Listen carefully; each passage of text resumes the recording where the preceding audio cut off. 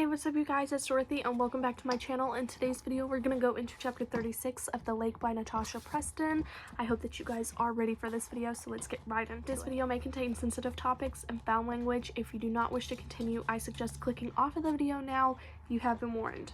Chapter 36. And with this being said, we do have 20 chapters left to read because there's 56 chapters in this whole book. So yeah, anyways.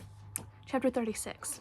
The weight of the secret is heavy, but rather than feeling lighter now that I've told Ollie I want to crawl under a rock, realization hits and his jaw drops. You were responsible for the fire. It wasn't entirely my fault. I mean, it was, but it was an accident. What happened? I was 8. The older kids had been sneaking out and bragging about it. I thought it would be cool if I did the same. It was so stupid. Ollie takes my hand in his, and a glimmer of hope settles in my chest. Maybe he won't hate me. What happened? He asks. They used to sneak out the back window in the cabins and go down the trail. I didn't know it led into town back then. I went one night past the camp's border onto the public land. I was a little scared but kept thinking about how the older kids would react the next day when I told them.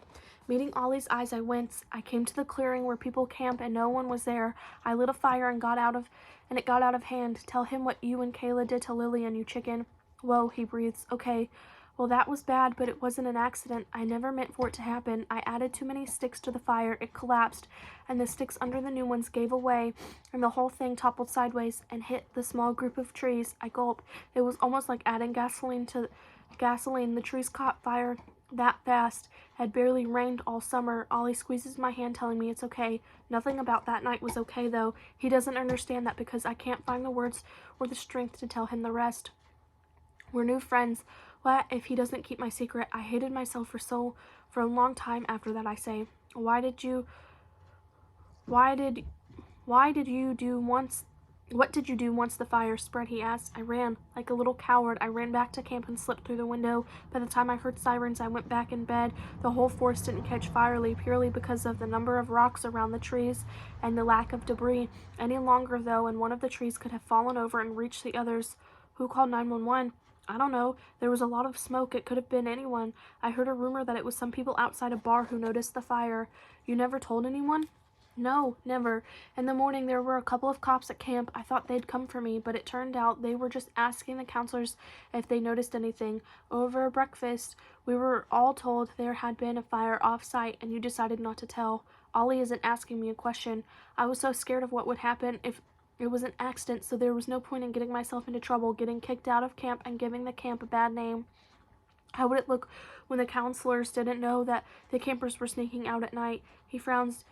Do you think they're doing that now? They never used to be locks on the windows. Now the only window you can get out of in their room is the fire escape with an alarm on it. Jesus, Ollie mutters, dropping my hands. I regret it every day. I've regretted what I did that night. I wish I could go back and stop it from happening. I was so stupid. You were 8. I still knew right from wrong. Damn, Esme, he rubs his jaw. All this time, I think whoever is doing this might know it was me that night, I whisper. Ollie's eyes snap to me and widen like an inflating balloon. Why would you think that?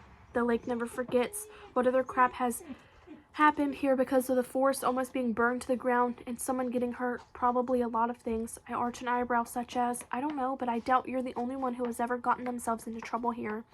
Ollie blows out a long breath as if there's something else he wants to say but won't. I tilt my head, my eyes piercing into his if I'll actually be able to read his mind. He looks away. When he remains silent, I sigh. Maybe we should go to bed. Are you for real? You think I'm hiding something? Again, you search my room because you think I'm a stalker, then you offload your secret onto me and still you think I'm hiding something. I can see that you are. How? Because you can barely look me in the eye. I don't know what you're talking about. I reach for him, but he backs up, shaking his head. Please tell me if there's something, Ollie, I say. All of this is driving me insane, and if we know for sure once and for all what the craziness is about, then we might be able to stop it. Esme, please. There's nothing to tell, he says, scowling. My jaw drops as he turns and walks out of the cupboard.